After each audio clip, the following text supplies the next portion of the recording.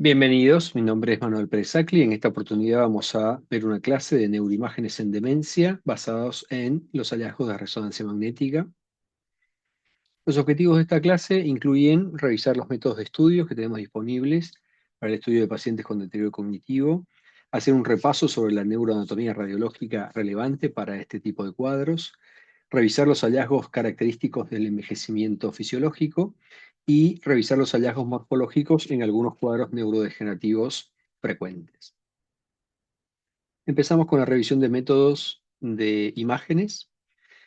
Como introducción podemos decir que la utilidad de las imágenes tiene un abordaje clásico que estaba destinado a describir los cambios asociados con el envejecimiento, que ahora vamos a ver cuáles son. Permitía asistir en el diagnóstico diferencial de cuadros que podrían presentarse con síntomas cognitivos. También hacía una estimación de la progresión de los cuadros neurodegenerativos y en un grupo reducido de pacientes podía detectar causas que podrían ser potencialmente tratables, aunque no en todos los casos con reversión de los síntomas ya instaurados. Entre las implicancias que tienen las neuroimágenes en el futuro, es muy probable que estemos en la etapa de diagnóstico preclínico, empezando la etapa de diagnóstico preclínico, cada vez más temprano, la posibilidad de diagnóstico de los trastornos neurodegenerativos, principalmente basado en estudios moleculares. Por ahora, la resonancia magnética tiene una limitación para esa detección más precoz, y como un marcador biológico con una precisión diagnóstica más elevada que la que contamos actualmente para el diagnóstico diferencial. En cuanto a los métodos de estudio con los que contamos, podemos dividirlos en dos grandes grupos, lo que sería la evaluación morfológica, que por una resolución espacial más elevada contamos con tomografía computada y resonancia magnética. Entre los dos, la resonancia magnética es el método de elección. Y una evaluación funcional que estaría basado en otras secuencias, algunas de resonancia magnética, como la resonancia magnética funcional, la perfusión ASL, que es un tipo de perfusión sin contraste, el SPECT, el PET con FDG o el PET con algún marcador específico. El amiloide es el más común, pero cada vez hay marcadores más variados para distintas proteínas u otras sustancias que puedan depositar o alterarse en distintas vías metabólicas. Esta clase, como dijimos, está basada en la resonancia magnética, por lo que el protocolo de resonancia magnética recomendado para estudios con pacientes con patología cognitiva debería incluir secuencias T1, T2, flare-difusión y GRE o susceptibilidad magnética. Ahora vamos a ver en detalle cuál sería la utilidad de cada una de estas secuencias. Como recordatorio sería muy útil eh, proponer, en el caso que trabajemos en algún centro donde sabemos que se van a realizar las imágenes de estos pacientes, que las secuencias T1 se adquieran en un formato volumétrico, ¿no? Que son las secuencias que tienen cortes de 1 milímetro de espesor y que a nosotros nos permiten una serie de evaluaciones, tanto visuales como volumétricas, asistidas por computadora, sobre el encéfalo. Necesitamos cortes axiales y coronales, especialmente en T2 y en T1, y luego necesitamos secuencias dirigidas a detectar otras alteraciones, como pueden ser la difusión y el gradiente de eco que vamos a ver a continuación.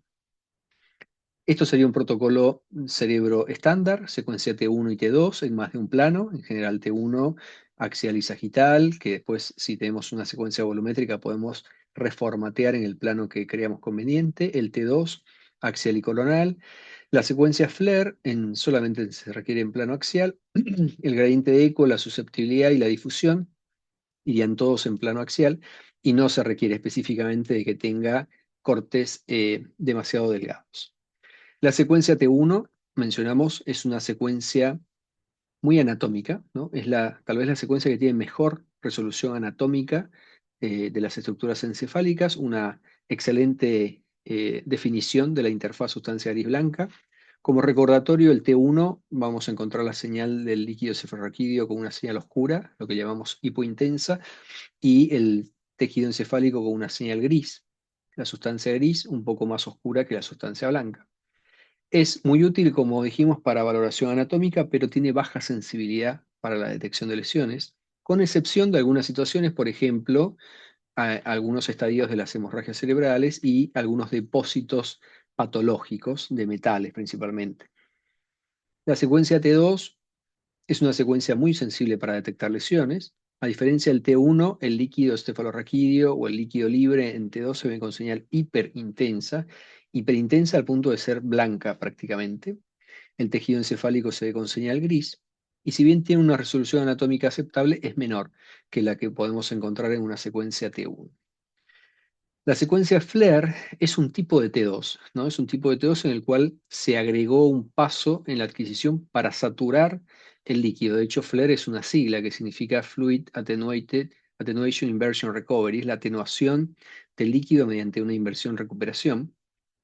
Por lo tanto, vamos a detectar lesiones de manera similar a lo que ocurre con el T2, tiene una sensibilidad muy buena para el T2, pero vamos a tener líquido libre, que podemos homologar al líquido cefalorraquídeo con señal oscura, y esto le va a dar un mejor contraste entre lo que sería patológico y lo que sería cavidad líquida, que en el T2 puede generar cierta dificultad. En lesiones muy superficiales o muy pegadas a la pared ventricular, con una señal hiperintensa, podría generar una confusión entre el líquido normal y el área patológica. En el FLAIR, que tenemos la señal de líquido saturada, esa dificultad desaparece. Hay un tema con el FLAIR que es necesario tratar de diferenciarlo. El T1, para el que se dedica a esto con frecuencia, esto ya es automático, no se requiere que leer el encabezado ni ninguna otra cosa, pero cuando no tenemos esa información y no tenemos esa experiencia, hay algunas formas de detectar. Bueno, el FLAIR, para empezar, va a tener lesiones hiperintensas en muchos casos en la sustancia blanca. Esa es una primera alerta muy fácil de detectar. En el T1 esas lesiones no se ven, en el FLAIR sí. Pero si tuviéramos una señal totalmente normal, una forma de diferenciar es la señal de la sustancia blanca y la sustancia gris. Bien, entonces en la situación del T1, como dijimos antes, la sustancia gris efectivamente es más gris que la sustancia blanca. En cambio, en el FLAIR esta relación se invierte. La señal de la sustancia blanca en el FLAIR es más oscura y la señal de la sustancia gris es más blanca. Bien, de esta forma podemos diferenciar una secuencia de Leo. La secuencia de gradiente de eco o susceptibilidad magnética, que serían similares, técnicamente hay diferencias en la adquisición y en la sensibilidad, pero están dirigidas a la misma patología, ¿no? Lo que buscan es detectar inhomogeneidades del campo magnético, lo que llamamos un efecto T2 estrella, y este T2 estrella acompaña algunas lesiones particulares que a nosotros nos interesan, especialmente las lesiones hemorrágicas. Entonces, la utilidad más eh, necesaria de esta secuencia GRE o susceptibilidad va a ser la pesquisa y la detección de lesiones hemorrágicas, que en las demás secuencias pueden generar bastante confusión. Por lo tanto, el protocolo cerebro debería incluirla siempre.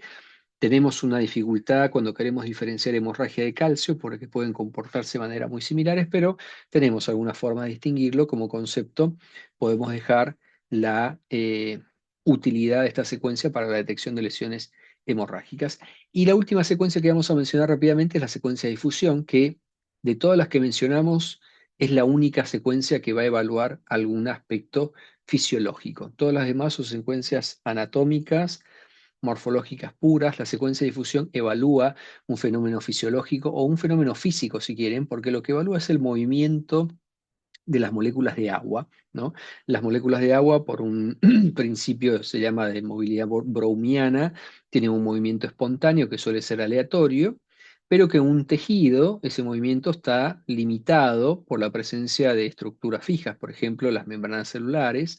Por lo tanto, las moléculas de agua tienen algún grado de restricción del movimiento, y hay algunas situaciones patológicas, ya sea por un incremento en el número de células o un incremento en el tamaño de las células, en las cuales ese movimiento de las moléculas de agua se ve limitado, lo que llamamos una restricción al movimiento de las moléculas de agua. Esta situación es, el ejemplo característico es el infarto cerebral, en el cual encontramos un fenómeno de citotoxicidad, ¿no? Hay una falla en la bomba de sodio-potasio ATPasa por el mecanismo que ustedes quieran, en general es el déficit energético. Esa proteína de membrana que debería intercambiar sodio y potasio para mantener el gradiente osmótico dentro de la célula se altera, entonces el líquido se mete en el espacio intracelular, genera lo que llamamos un edema intracelular. De esta forma altera la relación entre espacio intracelular y extracelular y genera esta restricción de la molécula de agua. Pero fuera de la física y de la fisiología, lo que a nosotros nos interesa es cómo se ve la imagen, ¿no? Y la difusión tiene una característica de que necesitamos ver dos imágenes para interpretarla adecuadamente. Y acá a la izquierda ustedes van a ver una imagen en la cual el líquido se ve con señal oscura, fíjense las cavidades ventriculares y los espacios supracnoideos, y otra imagen al lado que parece exactamente el mismo corte, pero con el líquido con señal hiperintensa. Esta primera imagen es lo que llamamos la difusión con gradiente B1000, y esta segunda imagen es lo que llamamos la difusión en el mapa de ADC. Este mapa de ADC es lo que va a contener la difusibilidad aparente, que en realidad es la información cuantitativa de la difusión. Bien, no vamos a entrar en mucho más detalle acá porque no es el objetivo de esta clase, pero muy importante recordar que cualquier situación en la cual se altere el movimiento normal de las moléculas de agua va a generar cambios, y ese cambio se va a ver con señal hiperintensa en el B1000 y señal hipointensa en el mapa ADC.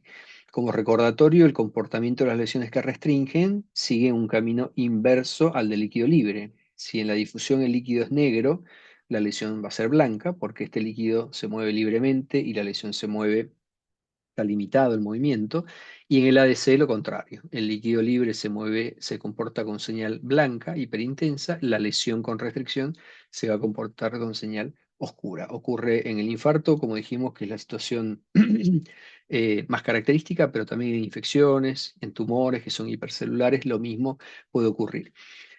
El siguiente aspecto que vamos a revisar en esta clase es la neuroanatomía radiológica. Es muy importante identificar algunas estructuras anatómicas cuando queremos evaluar estos pacientes con alteraciones cognitivas, ¿no?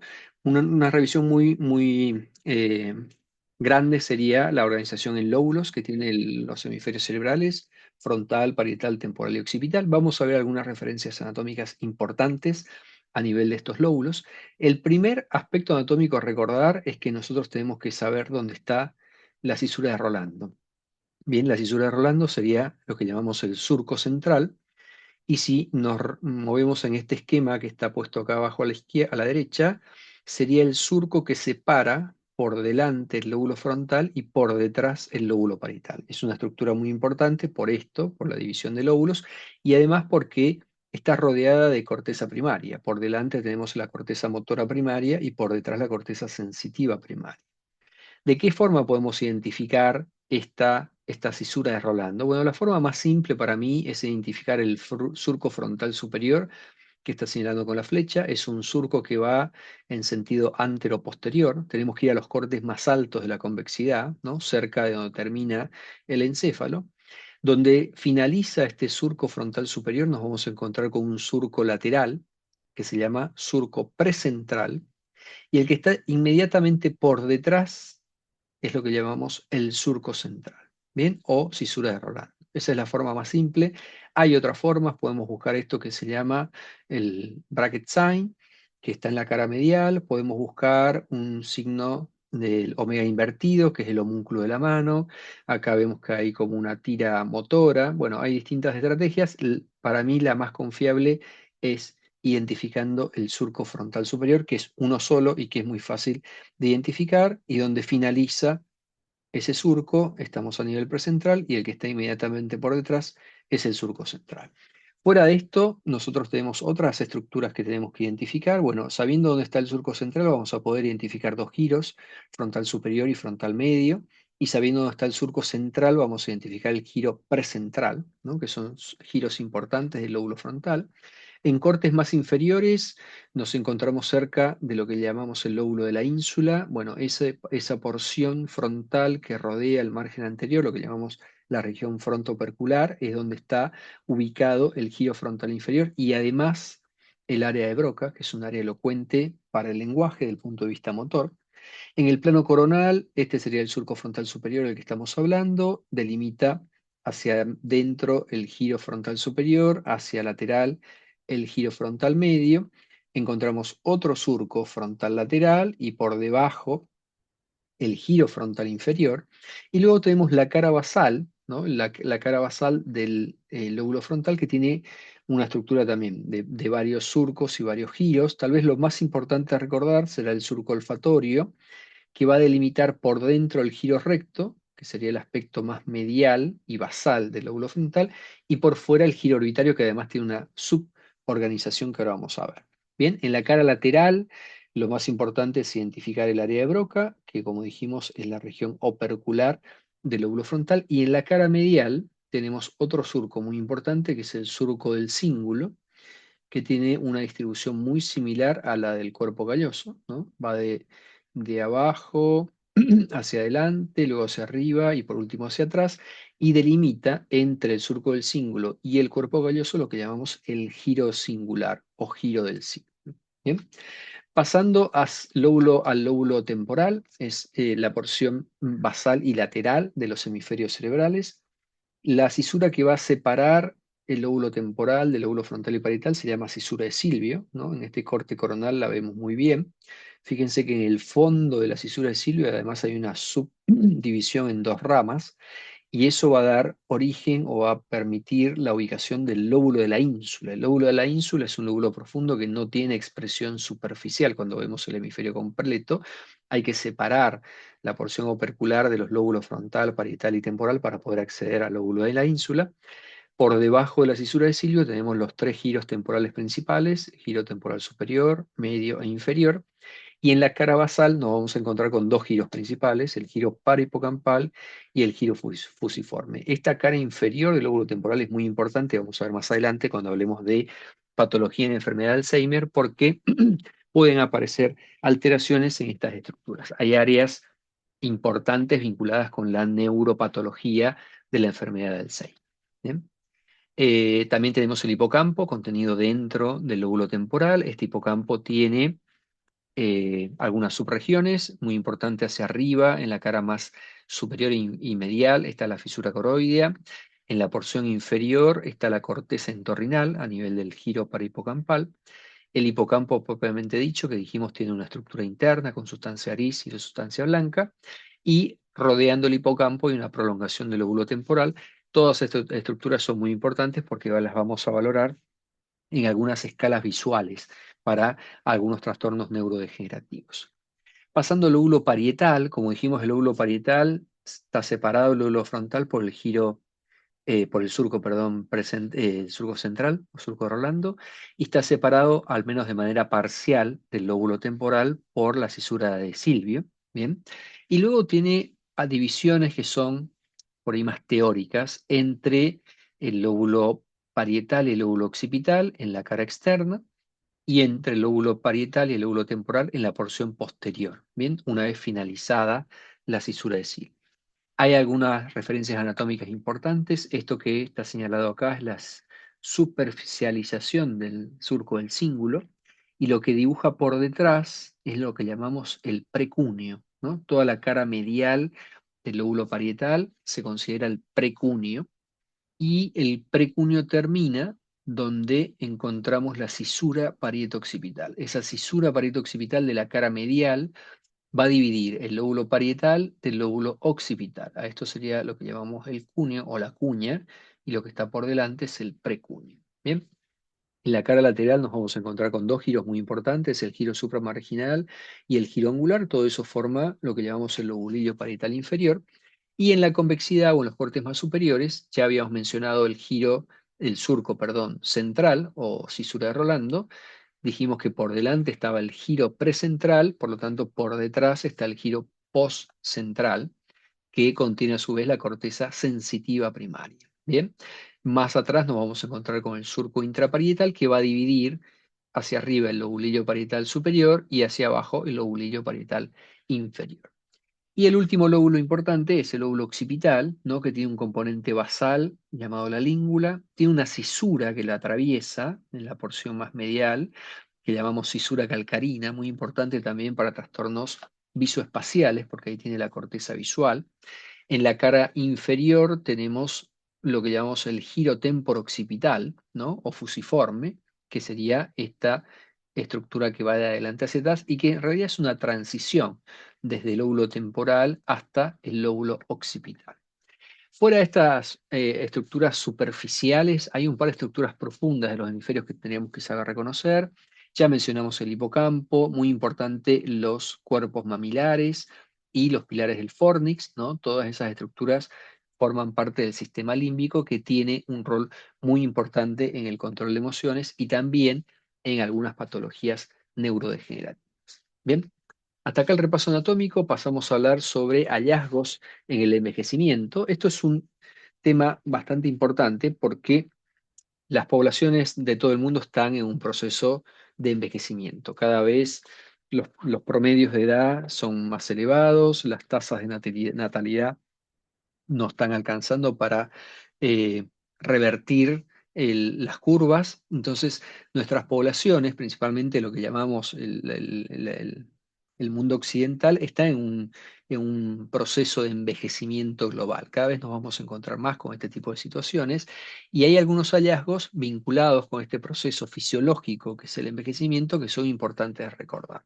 Bien, entonces como concepto de trabajo, podemos decir que el envejecimiento es una pérdida progresiva, desfavorable e irreversible de la adaptación y que va a reducir una expectativa, una disminución en la expectativa de vida. Bien, mientras más envejecimiento, menos expectativa de vida, como sería lógico de plantear. Hay, si se quiere, un subtipo de envejecimiento que podemos llamar como envejecimiento exitoso. Probablemente todos conozcamos a alguien que no aparenta la edad que tiene, ¿no? La edad cronológica no es lo que parece del punto de vista físico, no tiene comorbilidades, los tejidos y los órganos se han mantenido con una función bastante conservada, tienen mínima disminución o cambios en esas funciones fisiológicas y se mantienen sin comorbilidades hasta los últimos años de vida. No pasa en la mayoría tiene lo que llamamos un envejecimiento usual, en el cual existe una alteración progresiva de las funciones fisiológicas de todo el organismo, incluido el sistema nervioso central, por supuesto.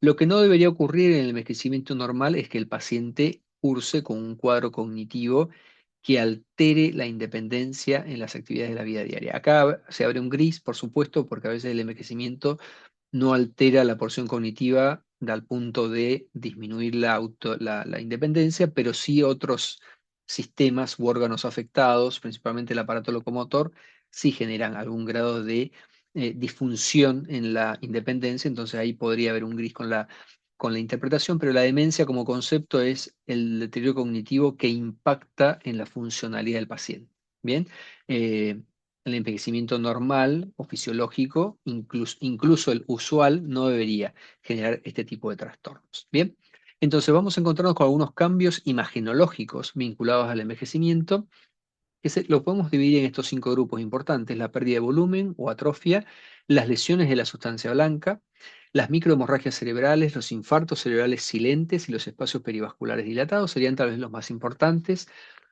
Vamos a empezar con la atrofia cerebral. Esto nosotros lo podemos evaluar por una vía visual, ¿no? Que es lo más común. Nosotros hacemos un estudio de imagen, que puede ser incluso una tomografía, pero esta clase está orientada a resonancia, así que vamos a ver imágenes de resonancia. Y nos podemos encontrar con dos situaciones como estas, ¿no? A la izquierda, ustedes ven un paciente de 80 años con un cerebro que ha tenido pocos cambios. Los espacios supracnoides se mantienen de manera bastante conservada, el sistema ventricular también, las estructuras temporomesiales no parecen las de un paciente de 80 años, es lo que llamaríamos un envejecimiento exitoso, ¿no? Si no supiéramos nada del paciente y vemos la resonancia, probablemente no pensemos que el paciente tenga 80 años.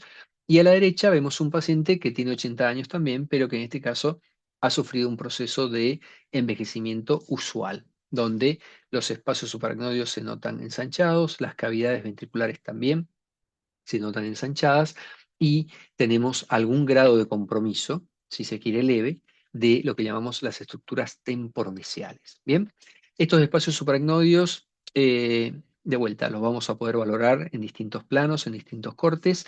Acá hay un ejemplo de un envejecimiento normal, de un cerebro normal, los espacios supracnoideos normales en el T2 y en el T1 sagital, y a la derecha patológico, ¿no? Un ensanchamiento anormal de los espacios supracnoideos con una disminución de los giros. El espesor de los giros cerebrales está alterado, tanto en el axial como en el sagital.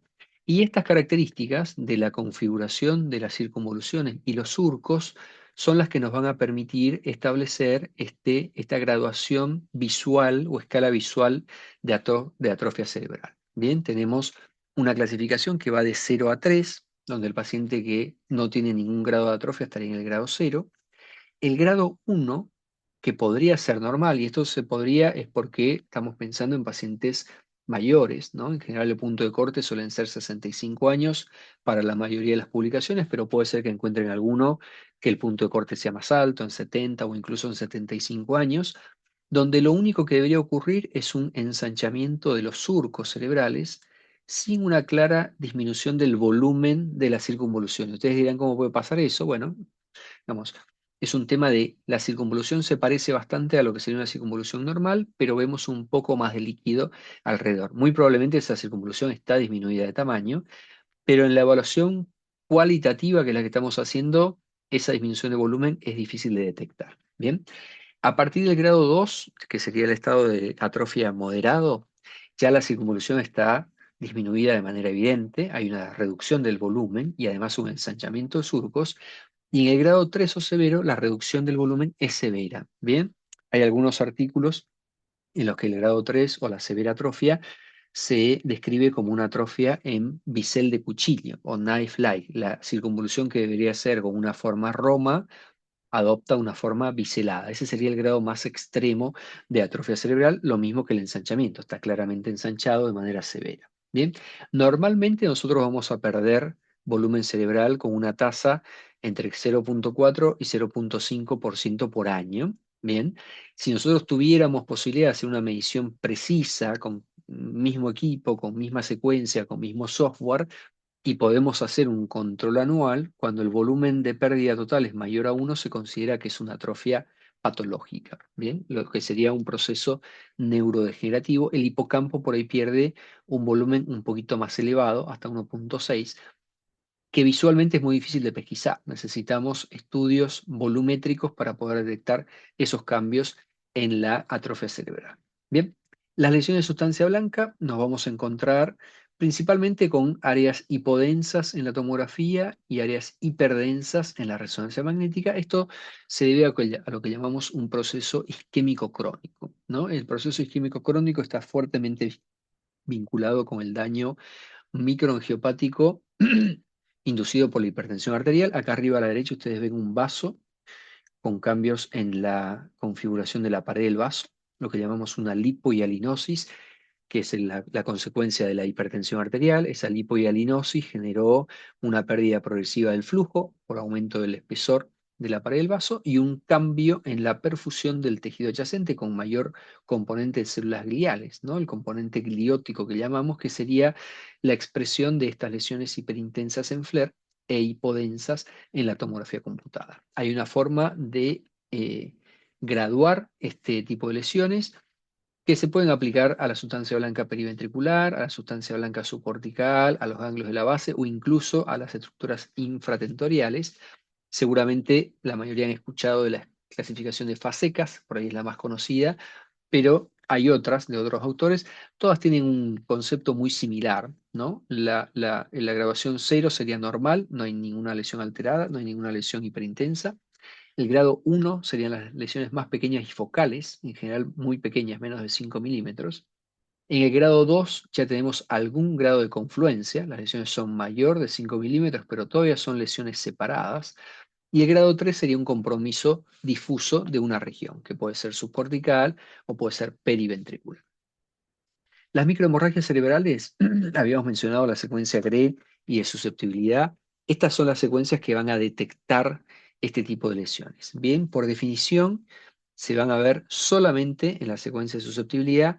En la práctica, cuando uno trabaja con secuencias de cortes muy finos y a veces equipos de alto campo de 3 Tesla, puede ser que en las demás secuencias tengan una mínima expresión, pero siempre la secuencia en la que mejor las vamos a ver a las microhemorragias va a ser la susceptibilidad magnética o el GRE. El tamaño, como dijimos, son pequeñas, menos de 10 milímetros, la mayoría entre 2 y 5, y hay un porcentaje de pacientes mayores de 60 años, alrededor del 20%, que tienen alguna microhemorragia, y este porcentaje sube con la edad. En los mayores de 80 años cerca de la mitad de los pacientes tienen al menos una microhemorragia. Eso como cambio asociado al envejecimiento y además tenemos condiciones patológicas que pueden agravar la presencia de las microhemorragias. Las dos situaciones que vamos a encontrar con más frecuencia en la práctica clínica son la hipertensión arterial, donde la distribución de estas microhemorragias es principalmente profunda.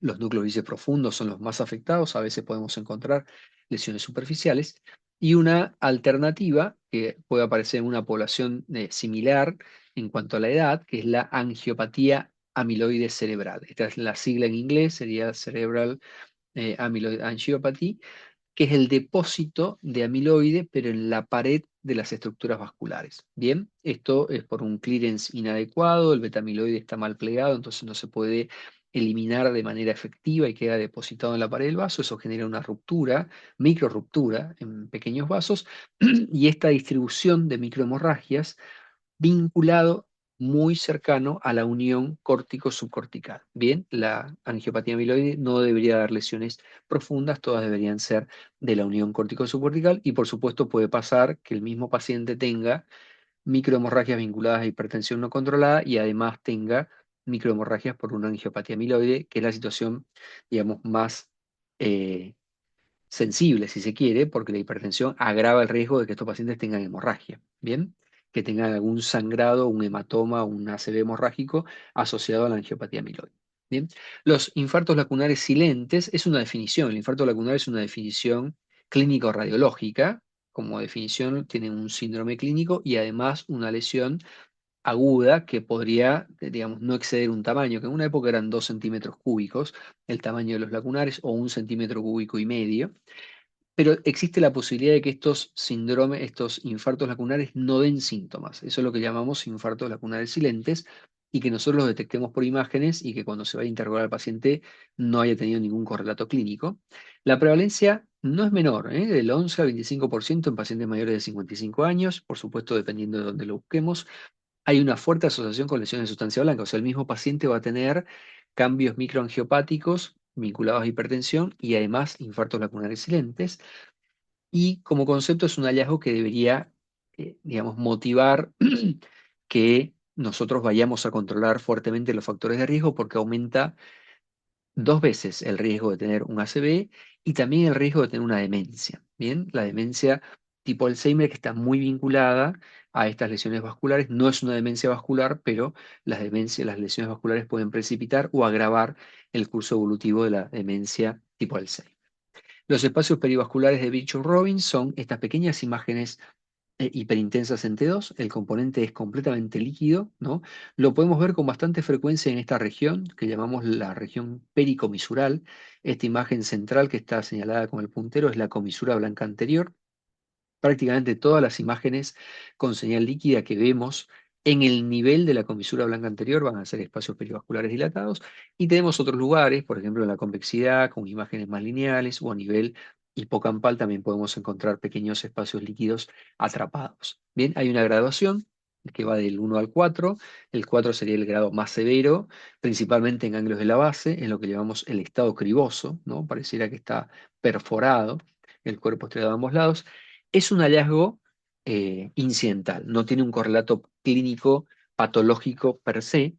Sin embargo, tiene asociación con pacientes más grandes, tienen más espacios perivasculares y también con algunas lesiones o algunos factores de riesgo vascular, principalmente la hipertensión arterial y otras lesiones de sustancia blanca. Bien, podemos encontrar también una frecuencia incrementada en pacientes de sexo masculino. Y la última parte de esta clase va a estar destinada a hacer un breve repaso sobre algunos hallazgos morfológicos en cuadros neurodegenerativos. Vamos a empezar con la enfermedad de Alzheimer.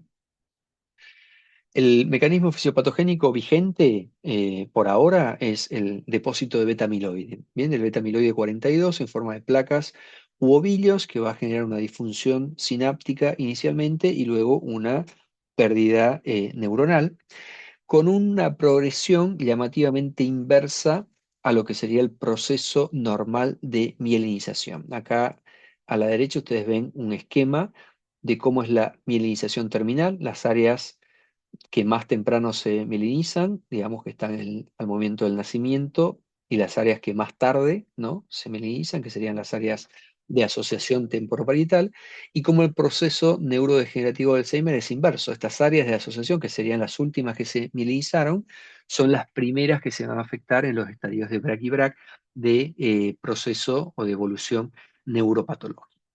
¿Qué nos vamos a encontrar morfológicamente en la demencia tipo Alzheimer? El hallazgo categórico más característico sería la atrofia temporomesial. Bien, esta atrofia temporomesial nosotros la podemos valorar mediante una escala conocida como escala visual de atrofia temporomesial o ATM, es la abreviatura, que va a valorar cuatro estructuras que nosotros vimos en el repaso anatómico, que serían la fisura coroidea, el asta temporal, y la altura del hipocampo. Bien, en el estadio cero el paciente tiene, por supuesto, todas las estructuras normales. En el estadio 1, lo primero que va a pasar es una alteración del ángulo de la fisura coroidea. Fíjense acá el esquema, ¿no? La fisura coroidea debería tener muy poquito líquido, prácticamente nada. En el estadio 1 aparece un poco más de líquido. Este estadio 1 es normal en pacientes mayores de 65 años. No es un hallazgo patológico. Bien, el resto es normal. En el estadio 2 esto se sigue viendo y se agrega una leve dilatación del asta temporal, como vemos acá. En el estadio 3 ya el ensanchamiento es más evidente, hay una dilatación más marcada y además empieza a detectarse una reducción del volumen del hipocampo. Si nosotros comparamos este hipocampo con los hipocampos de los estadios previos, que tienen tamaños normales, este hipocampo ya está disminuido.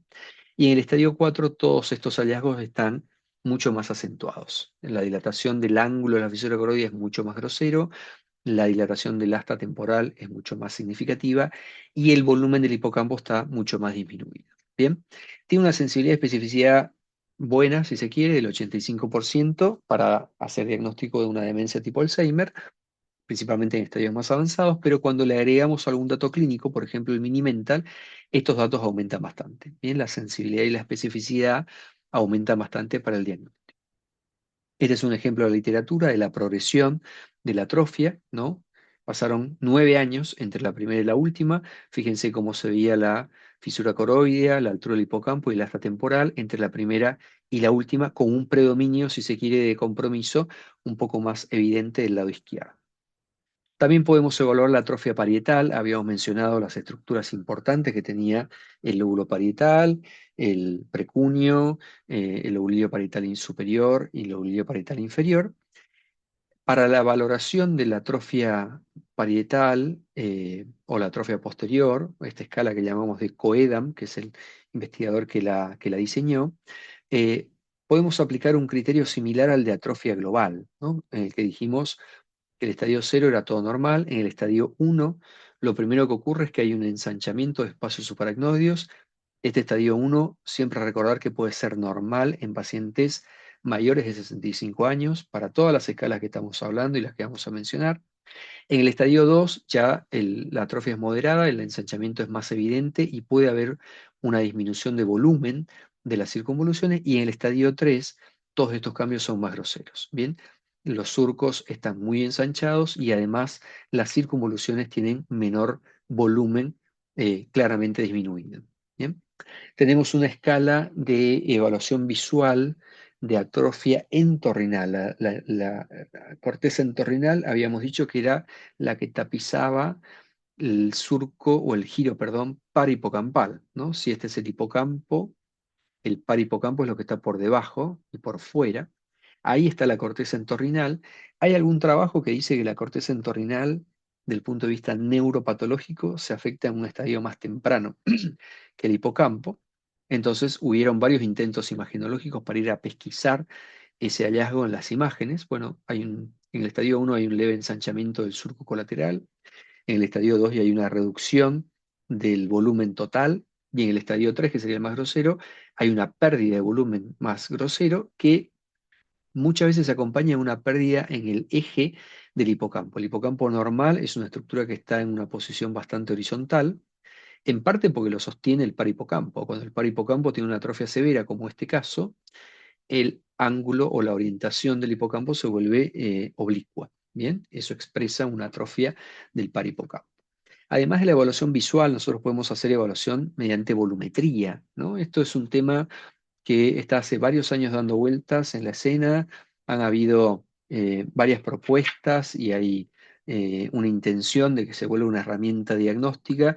Yo diría que hoy todavía no tiene un lugar protagónico en la evaluación de estos pacientes. Se pueden hacer y cada vez hay más herramientas para la volumetría. Se puede hacer de manera manual, que es muy tediosa, hay que ir corte a corte buscando el borde del hipocampo, puede llevar bastante tiempo, o automática, que hay varias herramientas.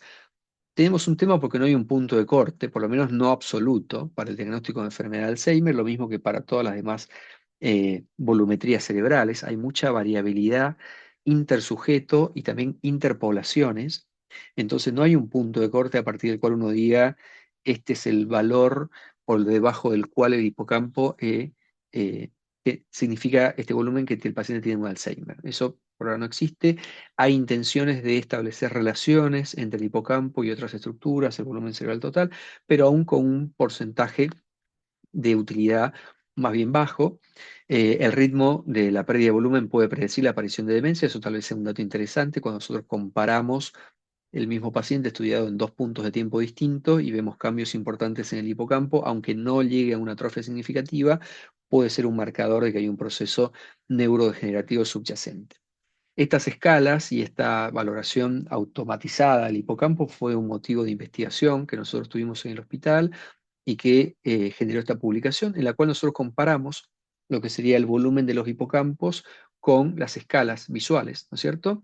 Y por supuesto, como era de esperar, hay un correlato entre un volumen de hipocampo normal, un paciente que tiene una escala de cero, en el cual no hay nada de atrofia, y un volumen hipocampal disminuido en aquel paciente en el cual hay una disminución visual del volumen de las estructuras. Bien, es lo que uno debería esperar, que, la evaluación visual acompañe a esta evaluación automatizada.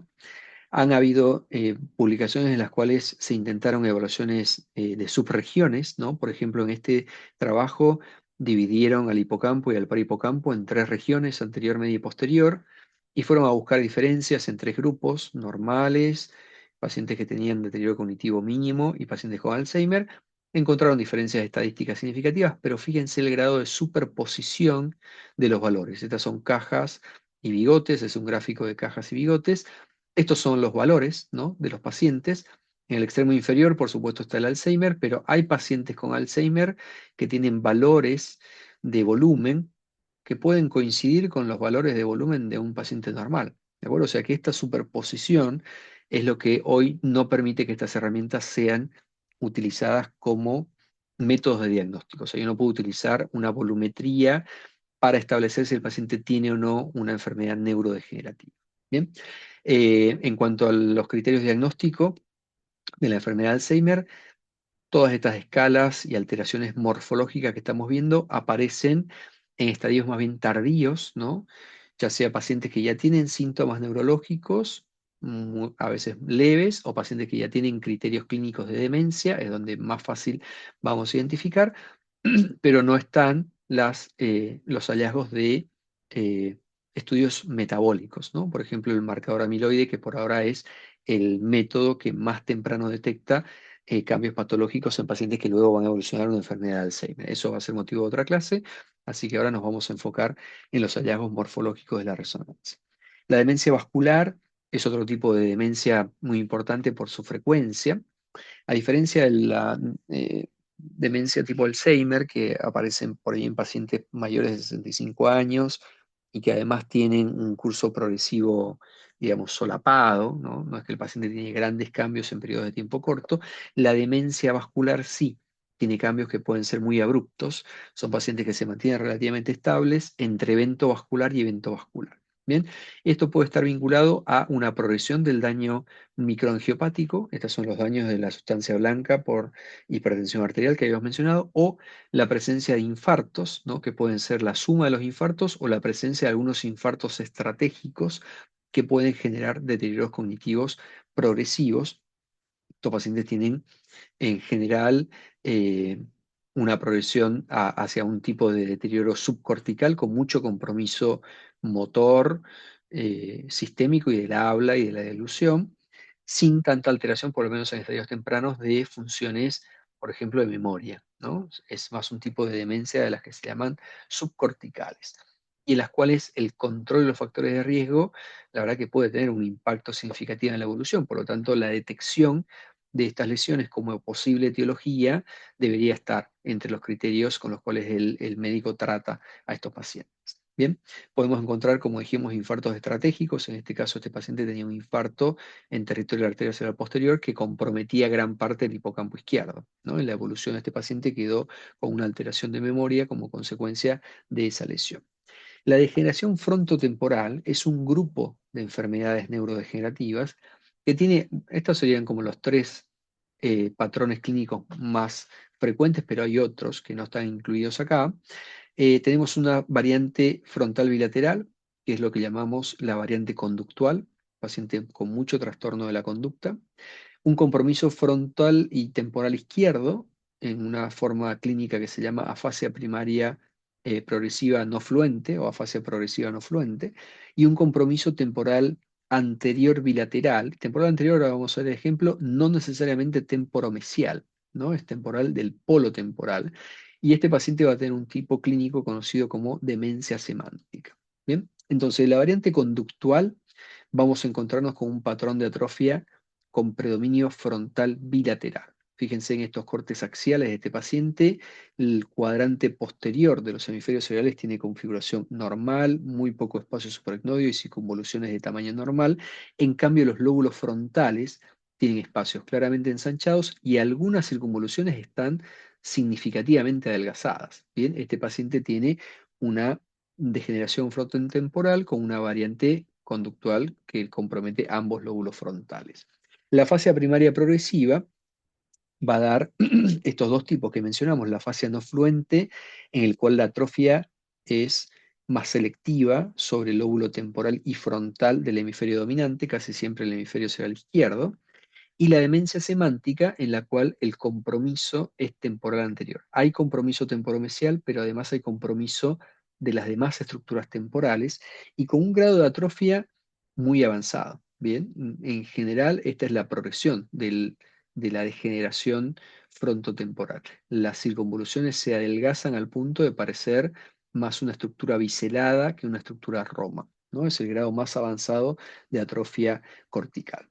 Otra entidad que podemos encontrar es la demencia por cuerpos de Levy. No tiene hallazgos categóricos en la resonancia magnética, sí un patrón clínico que puede ser muy subjetivo. Hay algún caso reportado eh, que habla de una atrofia más bien del cuadrante posterior, pero el gradiente, a diferencia de lo que pasa con la degeneración frontotemporal, en el cual es muy evidente que la atrofia es frontal o temporal o frontotemporal, acá el gradiente es más discreto. Hay una atrofia difusa, pero tal vez uno podría pensar, bueno, puede haber un poco más de atrofia posterior. Es difícil desde el punto de vista cualitativo detectar estos pacientes. Necesitamos un índice de sospecha clínico bastante elevado para plantear o avanzar con un estudio más dirigido al componente molecular o metabólico, ¿no? Donde ahí sí hay hallazgos que pueden ser muy útiles. La degeneración corticobasal es un tipo de taupatía en el cual el patrón radiológico es muy característico, es una entidad infrecuente, pero cuando la encontramos los hallazgos radiológicos son bastante sugestivos. Hay una atrofia bastante asimétrica, casi siempre el hemisferio izquierdo afectado y con bastante compromiso de las estructuras perirrolándicas, ¿no? Alrededor del surco central, tanto precentral como postcentral. En este caso puntual, además, tuvo compromiso profundo. Prácticamente todo el hemisferio izquierdo, incluso la afectación temporomesial del lado izquierdo. Esta atrofia asimétrica en un paciente que además tiene clínica asimétrica con mucho trastorno de movimientos anormales o de distonía o alteraciones de apraxia contralaterales, ¿no? En el hemicuerpo contralateral del hemisferio comprometido.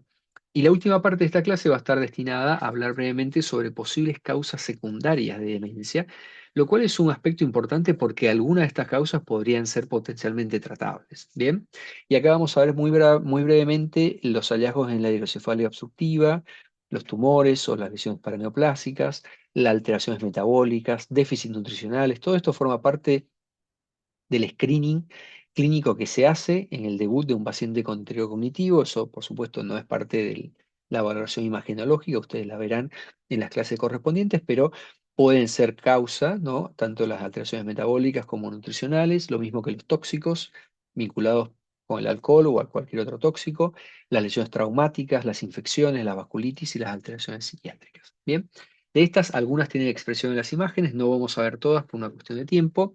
La hidrocefalia normotensiva tal vez sí sea uno de los hallazgos que vamos a intentar buscar porque tiene un manejo y un tratamiento particular, ¿no? El concepto principal de la hidrocefalia normotensiva es que vamos a encontrar ventriculomegalia o dilatación del sistema ventricular discordante o desproporcionada con los surcos de la convexidad. Bien, los surcos se ven poco y ventrículo se ve mucho, pero esta distribución de los surcos poco visibles también tiene un patrón que no es completamente homogéneo, porque podemos encontrar algunos surcos ensanchados, muy comúnmente a nivel de la cisura de Silvio, que ese patrón se conoce como DESH, es la sigla en inglés, que significa espacios subaracnoideos desproporcionadamente agrandados en hidrocefalia. O sea, necesitamos una ventriculomegalia, necesitamos algunos surcos ensanchados y otros surcos comprimidos. Bien, fíjense acá la convexidad, el grado de compresión que tienen los surcos contra la convexidad y cómo algunos surcos parecen ensanchados.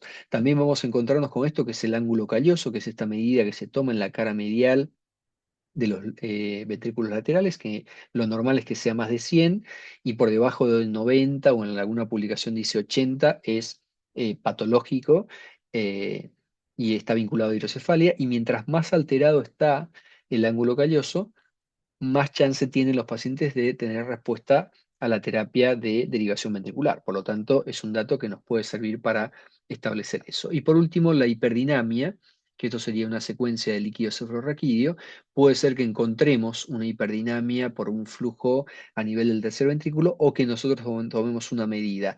La medida cuantitativa hay que tener un par de cosas en cuenta. Por ejemplo, deberíamos tener calibrada la secuencia con un grupo de pacientes normales, más o menos de la misma edad y de la población en la cual va a salir el paciente que después queremos categorizar, para saber cuáles son las velocidades normales de nuestra población. Hay bastante variabilidad en cuanto a la técnica, en cuanto a la secuencia, en cuanto al fabricante, al resonador. Por lo tanto, las publicaciones, ¿no?, que tienen algunos valores eh, cuantitativos de referencia podrían no ser aplicables a nuestra población. Hay que tener cuidado cuando hacemos mediciones sobre la dinámica de LSR. Los tumores, por supuesto, pueden presentarse con síntomas cognitivos. Este es un caso de un trastorno conductual con alteración cognitiva. Cuando se hizo la resonancia, porque la progresión era, digamos, no era la habitual para un proceso neurodegenerativo, en la resonancia magnética se encontró esta lesión con una característica agresiva, ¿no? Es una lesión infiltrante, tiene áreas de restricción en la difusión y tiene un realce bastante heterogéneo. En la biopsia vino que esto era un glioblastoma multiforme. Podemos encontrarnos con alteraciones paraneoplásicas. Esta es una encefalitis límbica, que es una encefalitis paraneoplásica autoinmune, ¿no?, con una inflamación a nivel hipocampal, bilateral, en este caso, compromiso derecho más significativo. La enfermedad de Creutzfeldt-Jakob tiene características muy específicas en la resonancia porque vamos a encontrar áreas de restricción selectivas sobre estructuras de sustancia gris. Entonces vamos a ver compromiso cortical y compromiso de núcleos grises profundos. Bien, y el resto del encéfalo puede ser completamente normal. El patrón, la verdad que una vez lo vi, se ve, la próxima es bastante llamativo. Es muy fácil de identificar una vez hemos visto un caso. Las lesiones postraumáticas, en general vinculado a la lesión axonal difusa. Acá un ejemplo del momento del traumatismo para que vean la configuración de los ventrículos y los espacios subaracnoideos y el control a los 6 meses, como hubo una atrofia muy importante por este daño vinculado con la lesión axonal difusa. Las vasculitis, que van a combinar lesiones isquémicas y hemorrágicas y refuerzo tanto del parénquima como de la pared de los vasos, un diagnóstico importante porque podría ser potencialmente tratable, ¿no?, con un tratamiento inmunomodulado. Bien, hasta acá la clase. Conceptos finales: podemos decir que los pacientes con trastornos cognitivos requieren un estudio de imagen, eso está en las guías, probablemente ustedes tengan guías más actualizadas, pero es estándar de manejo que los pacientes tengan estudios de imágenes. Los cambios asociados al envejecimiento no necesariamente van a determinar la presencia de demencia, pero tenemos acá, no es que hay un punto de corte muy bien establecido, hay una progresión de los cambios entre lo que serían hallazgos normales y lo que serían cuadros ya neurodegenerativos.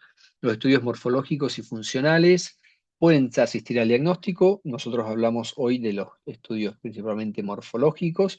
Va a haber otra clase de estudios funcionales donde ahí podemos probablemente ahondar con los diagnósticos diferenciales. Y las técnicas funcionales van a requerir algunos puntos de corte. Todavía estamos en una etapa temprana en la aplicación de estas técnicas funcionales. Es muy probable que en un futuro relativamente próximo cambien algunos paradigmas en la atención de pacientes con patología neurodegenerativa. Bien, vamos a hacer diagnósticos probablemente más tempranos y más precisos siempre que haya alguna opción terapéutica o algo para hacer con eso. Bien, hoy lo que más limita el avance en este tipo de estrategias es que no tenemos estrategias terapéuticas muy útiles para ofrecer a los pacientes, pero es muy probable que eso se modifique y que sí necesitemos hacer diagnósticos precisos y tempranos. Bien, eso es todo. Muchísimas gracias a los organizadores de esta cursada por la invitación.